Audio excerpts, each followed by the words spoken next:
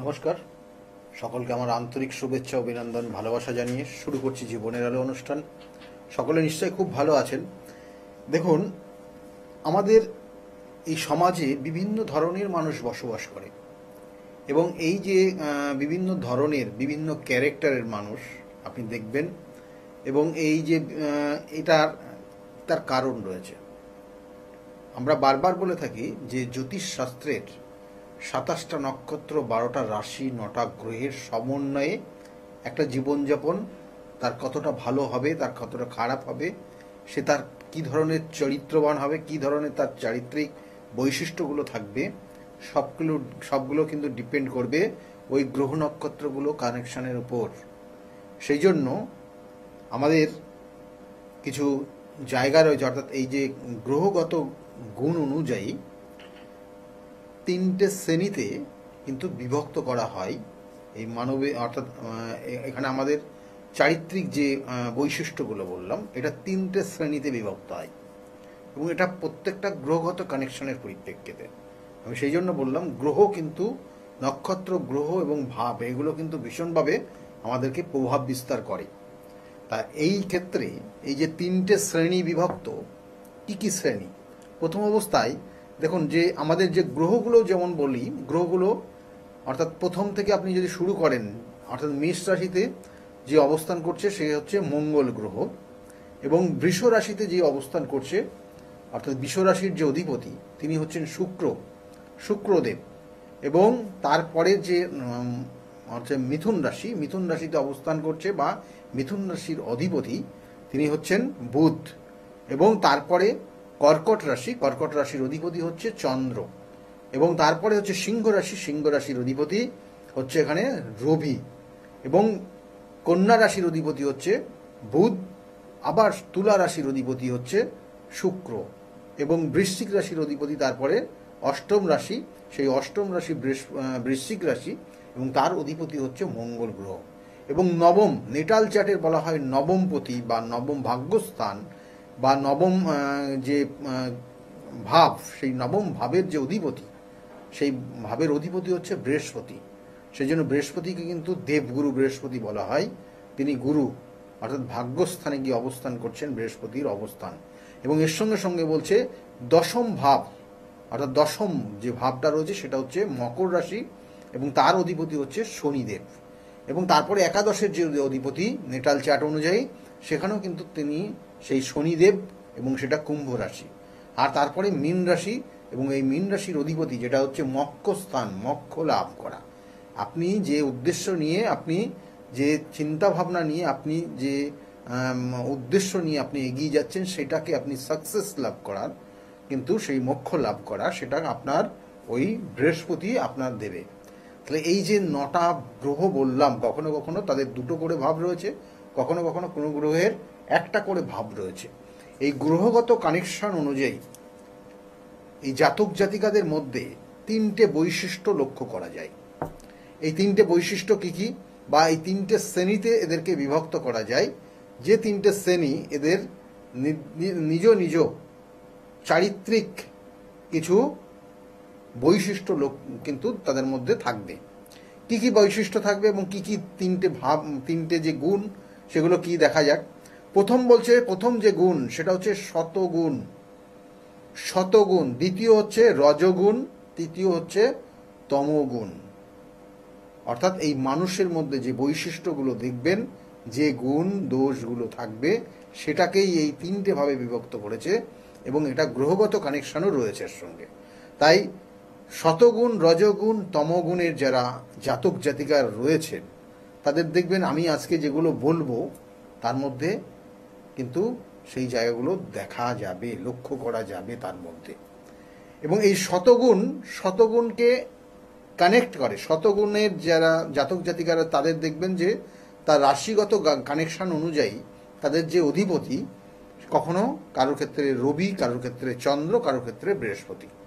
অর্থাৎ এরা শতগুণের কানেকশন দেয়, আর শতগুণের এদের মধ্যে সেই গুণটা রয়েছে যেটা শতগুণকে ইন্ডিকেশন করে।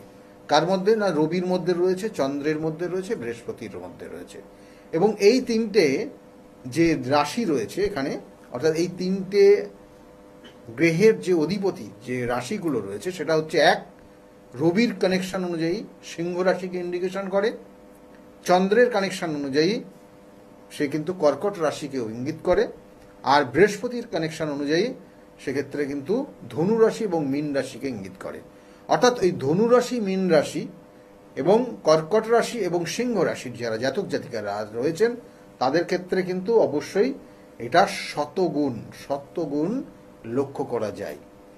শুধু এটার ক্যালকুলেশন করলেই হবে না, আর একটা ক্যালকুলেশন আছে, কারণ রাশির অনুযায়ী চন্দ্রের স্ফুট এবং লগ্ন অনুযায়ী লগ্নের স্ফুট কোনটা কার ক্ষেত্রে পাওয়ারফুল তার মধ্যে সেই প্রভাবটা বেশি থাকবে।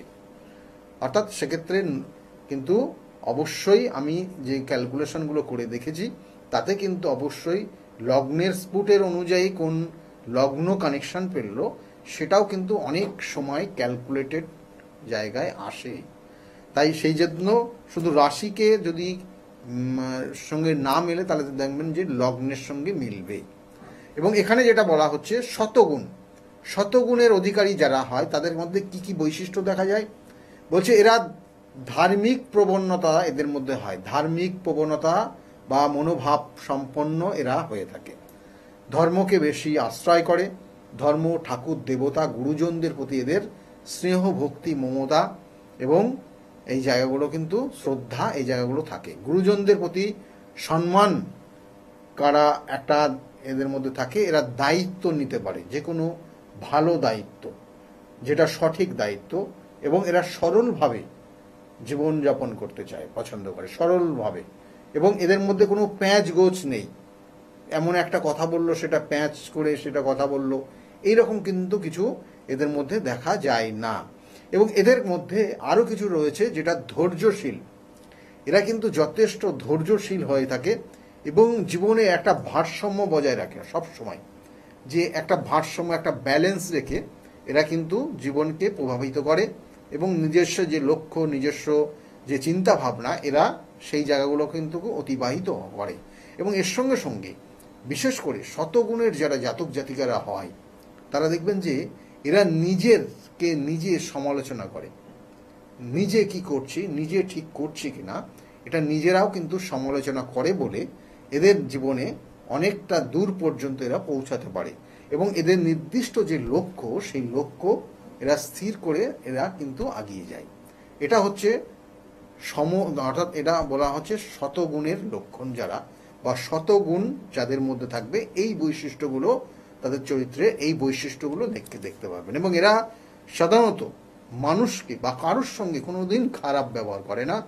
এবং এদের খাওয়া দাওয়া, যেমন বললাম, এদের খাওয়া দাওয়ার ক্ষেত্রেও কিন্তু একটা নির্দিষ্ট এরা কিন্তু যে কোনো জিনিস ভক্ষণ করবে এরা করে না, এবং এরা স্থির এবং শান্তি চায় সব সময়, এবং স্থিরতা এদের মধ্যে রয়েছে, এবং যে কোনো সিদ্ধান্ত নেওয়ার আগে 10 বার চিন্তা করে তারপরে তারা কিন্তু স্টেপ নেয়।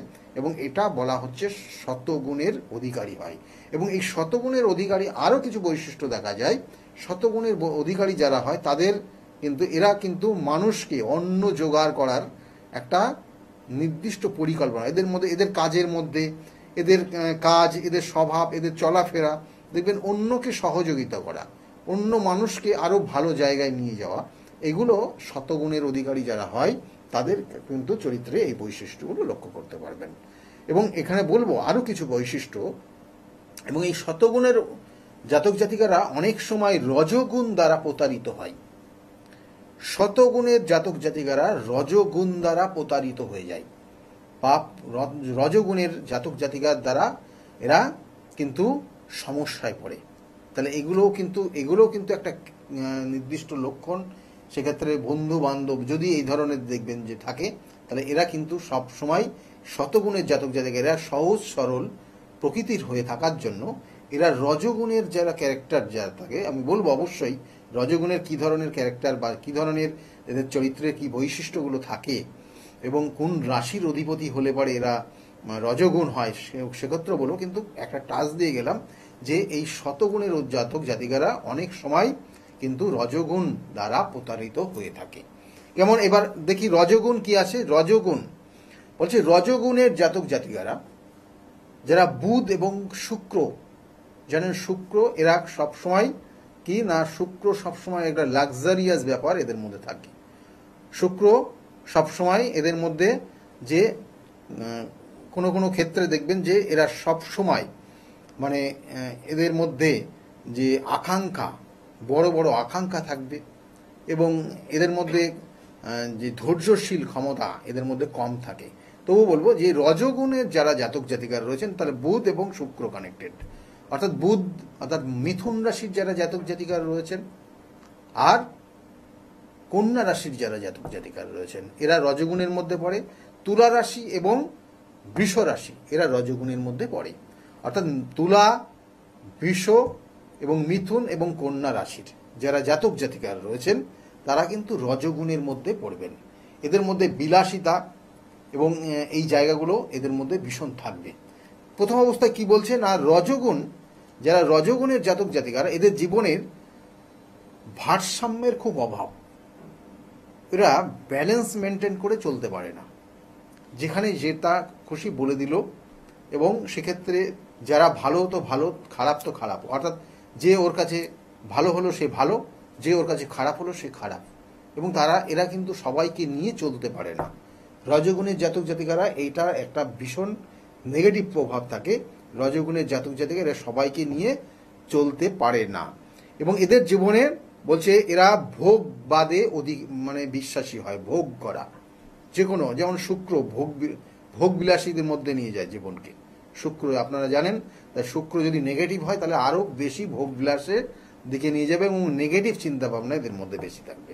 এবং এরা বলছে যে যৌনতা এবং খাওয়া দাওয়া, পার্টি করা, এইগুলো সবগুলোই কিন্তু ভোগ বিলাসের মধ্যে চলে এবং যেগুলো শুক্র দ্বারা কানেক্টেড হয়, এবং নেগেটিভ শুক্র হলে কিন্তু এটা মারাত্মক জায়গা চলে যায়।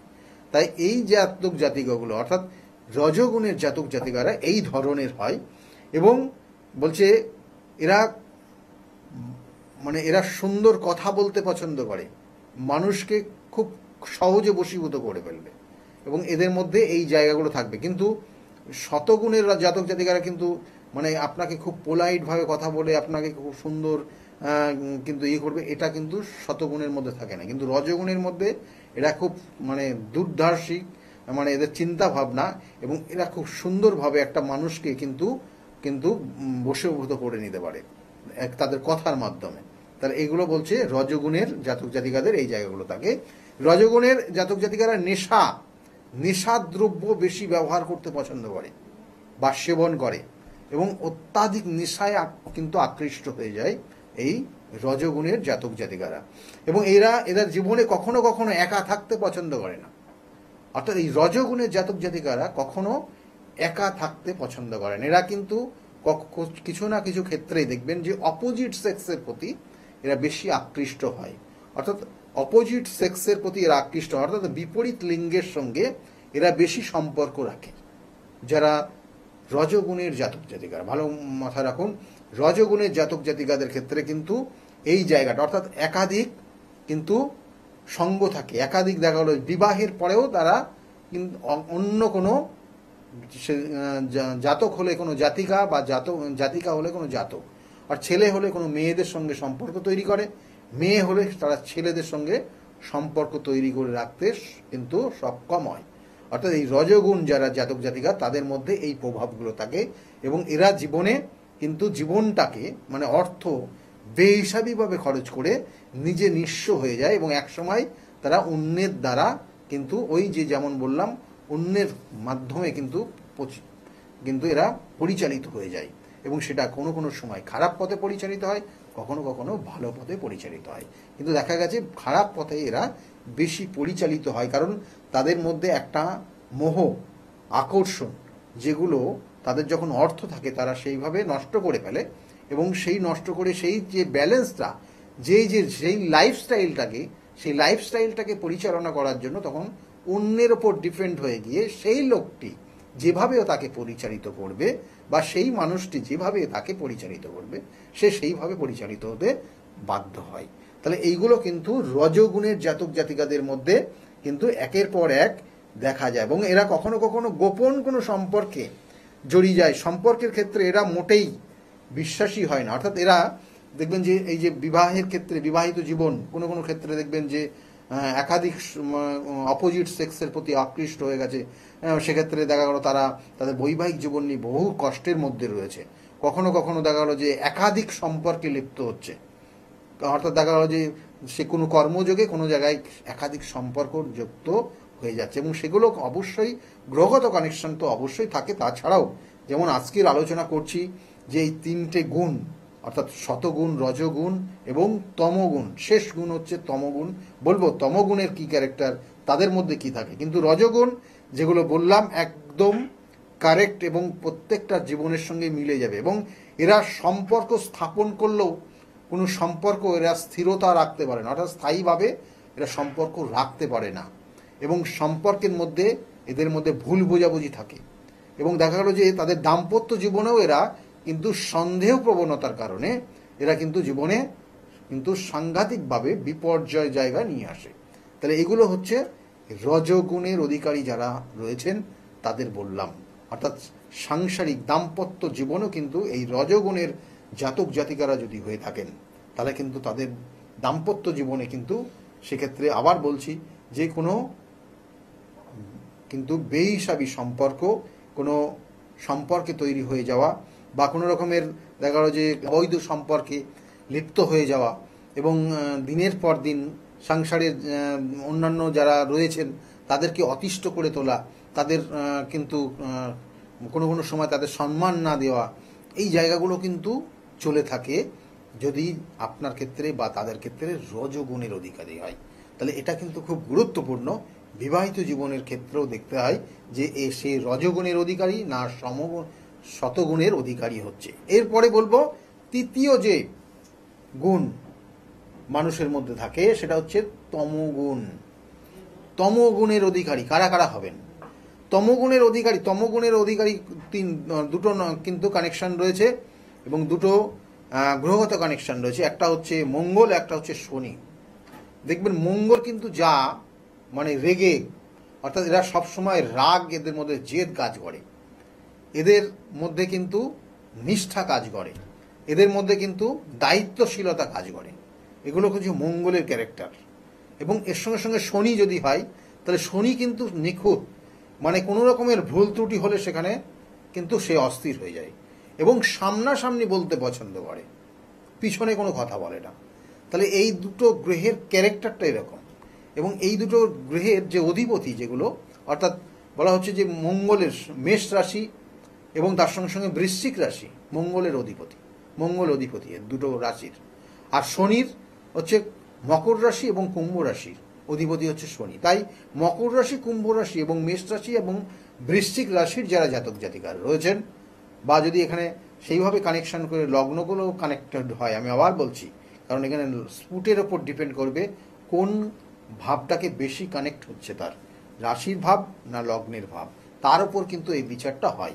তাই সেক্ষেত্রেও বলবো যে এই চারটে রাশি বললাম যে সকল জাতক জাতিকার রয়েছেন তারা তমগুণের অধিকারী হন, এবং এরা তমগুণ এদের মধ্যে দেখা যায়, এবং তমগুণ এবং সব সময় তমগুণের যে সকল জাতক জাতিকারা থাকেন এরা সব সময় কিন্তু ভীষণ রাগ থাকে এদের মধ্যে, রাগ এদের মধ্যে কাজ করে ভীষণ, এবং ছোট ছোট কথায় এরা ভীষণভাবে কিন্তু মাথাকে গরম করে ফেলে, কারণ এদের মধ্যে রয়েছে কিছু মূর্খতা, অর্থাৎ ওই যে হঠাৎ করে মানে কোনো কিছু বিচার কিছু বুঝলো না, কিছু চিন্তা ভাবনা করলো না, কিছু স্থায়ীভাবে চিন্তা না করে হঠাৎ সিদ্ধান্ত নেওয়া, হঠাৎ ডিসিশন নেওয়া, এটা এদের মধ্যে একটা কিন্তু সমস্যা তৈরি করে। এবং এদের মধ্যে রয়েছে প্রবঞ্চনা, এদের মধ্যে রয়েছে অলসতা, এদের মধ্যে রয়েছে ক্রোধ, এগুলো কিন্তু সাধারণত বেশি দেখা যায়। এবং এই অতিরিক্ত ঘুম এদের মধ্যে রয়েছে, অর্থাৎ এই যে অলসতা রয়েছে, আর এরা ম্যাক্সিমাম সময় ঘুমিয়ে থাকে, এবং এরা মানুষের মধ্যে মানে মানুষের সঙ্গে মিশতে পছন্দ কম করে, এরা কিন্তু সহজে মেশে না মানুষের সঙ্গে, এরা একা একা থাকতে পছন্দ করে।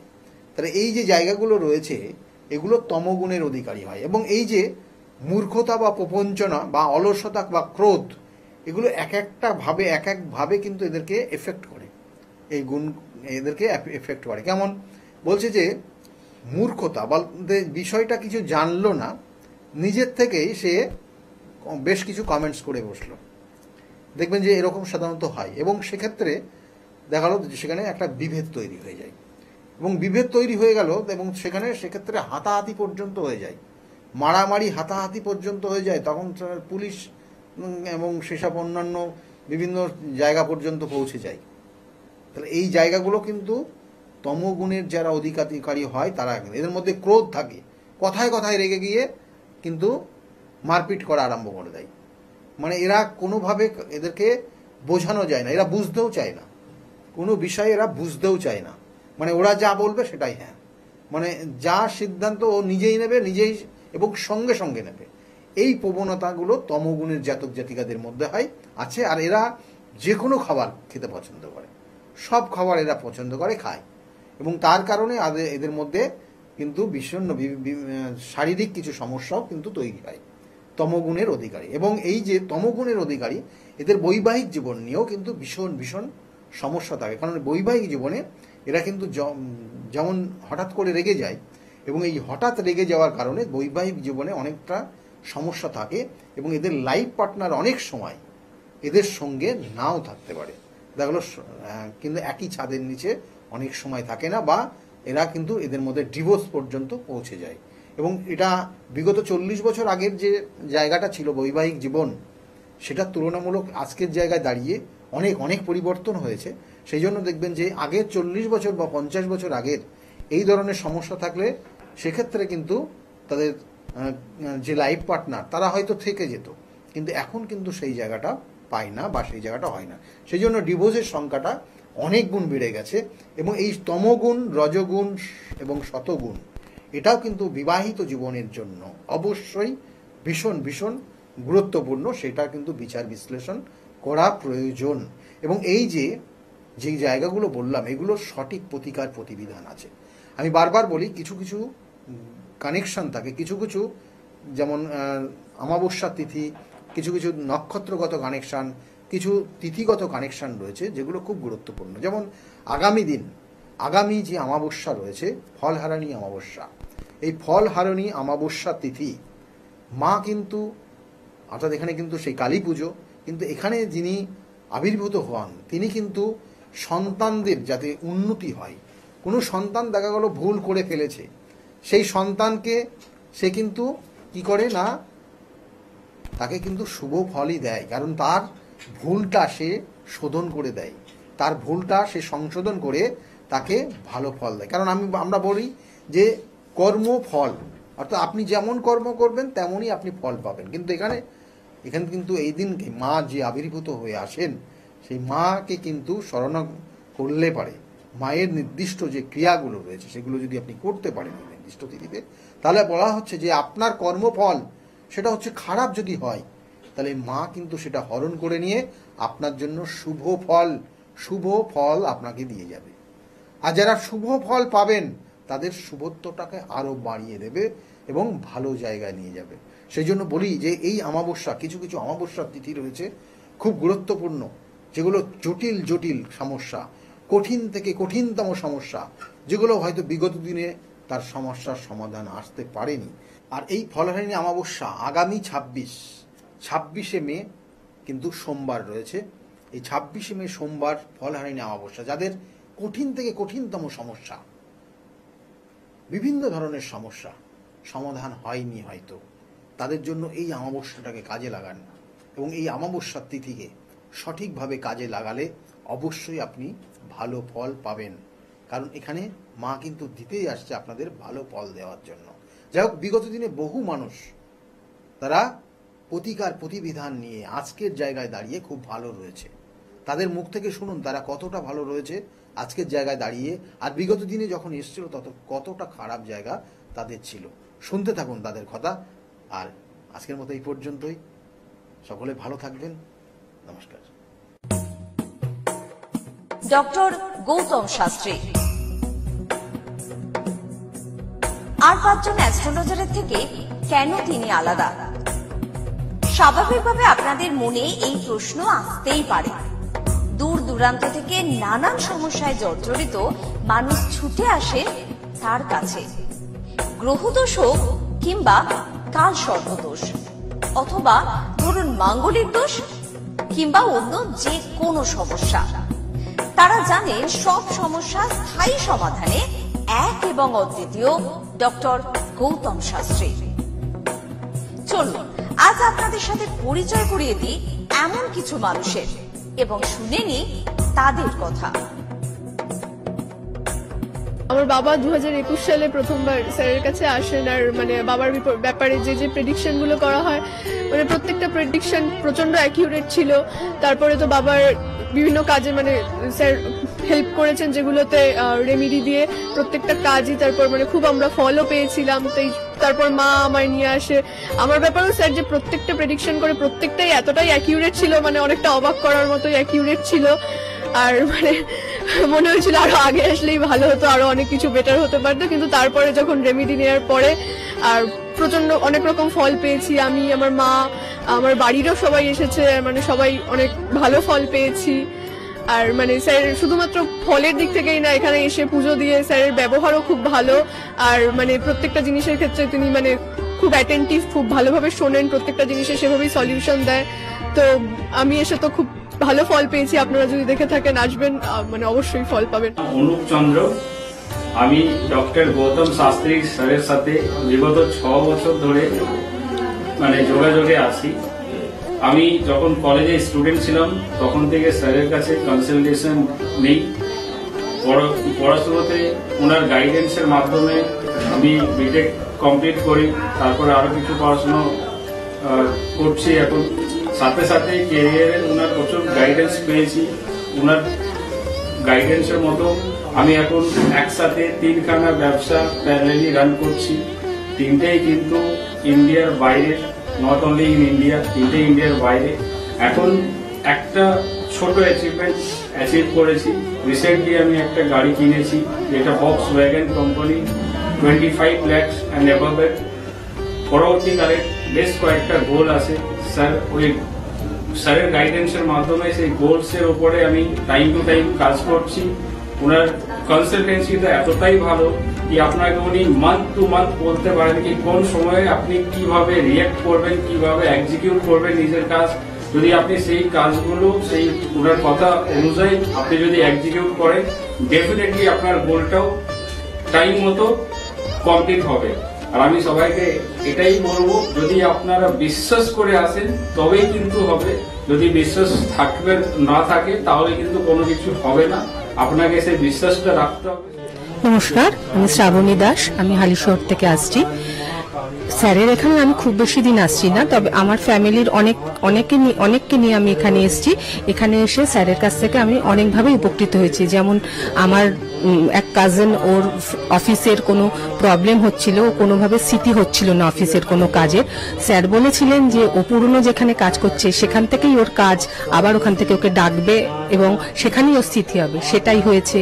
আবার আমার আরেক রিলেটিভের গাইনিক কোনো প্রবলেম হচ্ছিল, সেই প্রবলেমও উনি যা বলেছিলেন যে সেই প্রবলেম ঠিক হয়ে যাবে, সেই প্রবলেম ঠিক হয়ে আমাদের ফ্যামিলিতে এখন নতুন একজন মেম্বার আসছেন। এই জন্য আমরা খুব খুশি। ওনার কাছ থেকে এসে, ওনার কাছে এসে আমরা নানাভাবে অনেকভাবে উপকৃত হচ্ছি। স্যারের কাছে আমি 2019 সাল থেকে আসছি। তো আমি স্যারের কাছে এসে আমি স্যারের যা প্রেডিকশন ছিল সবগুলোই মিলে গেছে এবং হুবহু আমার কিছু না বলার আগেই উনি সবকিছু বলে দিয়েছিলেন। তাই জন্য আমি ফল পেয়েছি বলে আমি ওনার কাছে এত দূর কাঁচরাপাড়াতে এসেছি। দাদার কাছে এসে আমি আমার নিজের সংসারের যা দায়িত্ব ছিল, অসুবিধা ছিল, সেই সবগুলোও আমি পেয়েছি। কি কাজকর্ম ছিল না, সেই সব কাজকর্মগুলোও আমি নিজের এতে পেয়েছি, সব কিছু পেয়েছি।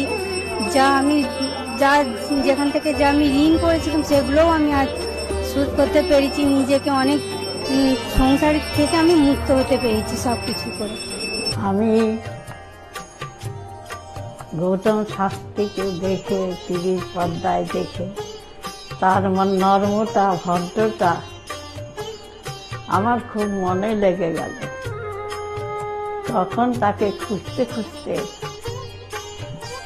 তার কাছে আসি, কিন্তু অনেক বেশি দেখেছি টিভি পর্দায়, আমার মনের মতো হয়। কিন্তু ওনার ভাষা, সবকিছু আমার খুব ভালো লাগে। ওই জন্য ওনার কাছে এসে আমি অনেক উপকৃত।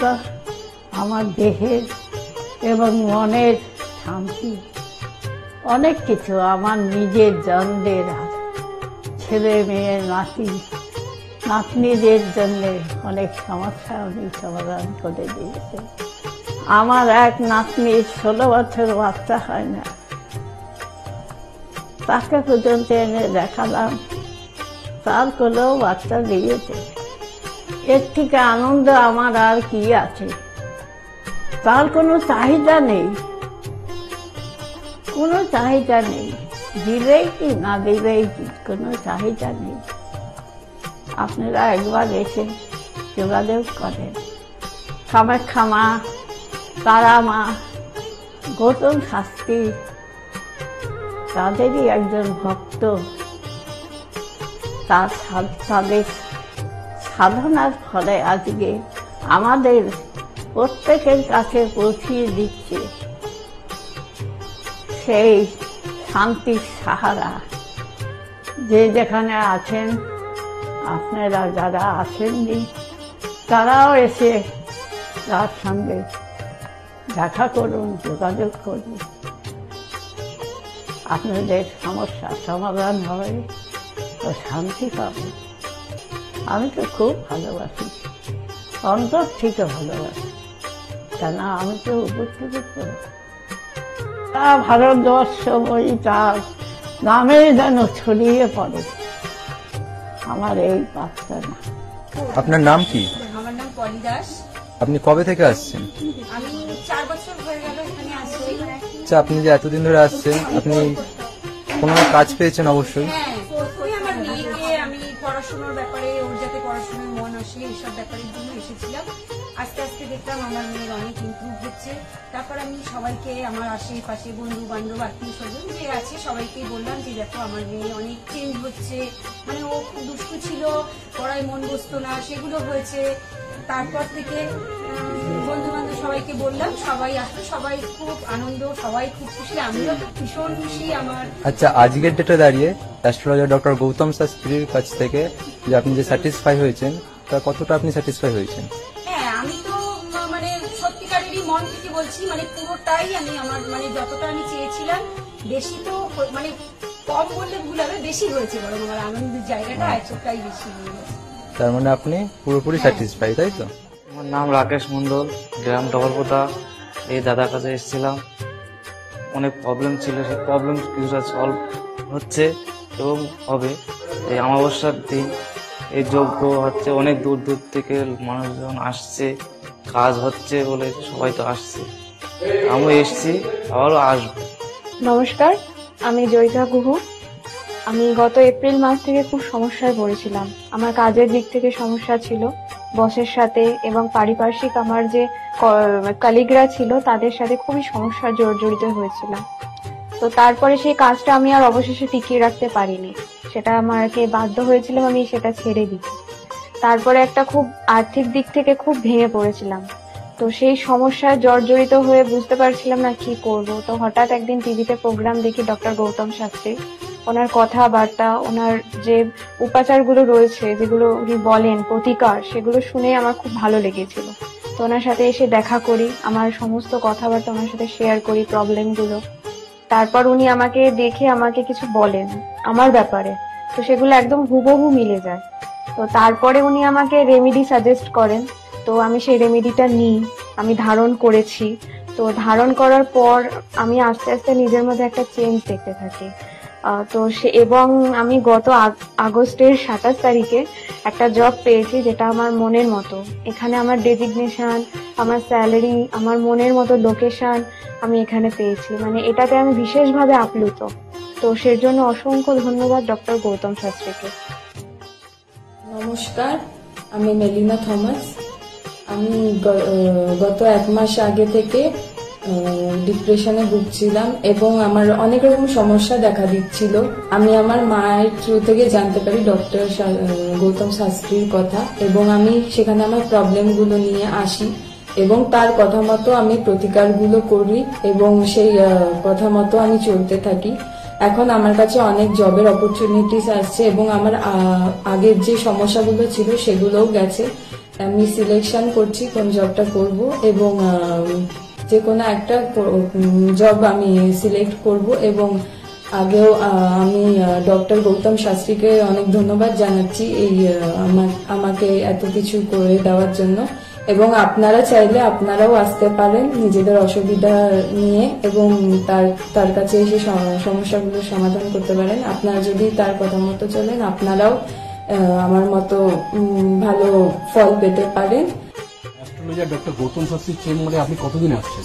আমি প্রায় 2.5-3 বছর ধরেই এখানে মানে রেগুলারলি আসছি। মোটামুটি আমার যখনই অসুবিধা হচ্ছে তখন চলে আসছি। আপনি কোন চেম্বারে দেখিয়েছেন? আমি এখানকার কাছড়াপাড়া চেম্বার। কাছড়া চেম্বারে মানে আপনি যে সমস্যাটা নিয়ে এসেছেন ওটা কি আপনার ক্লিয়ার হয়েছে?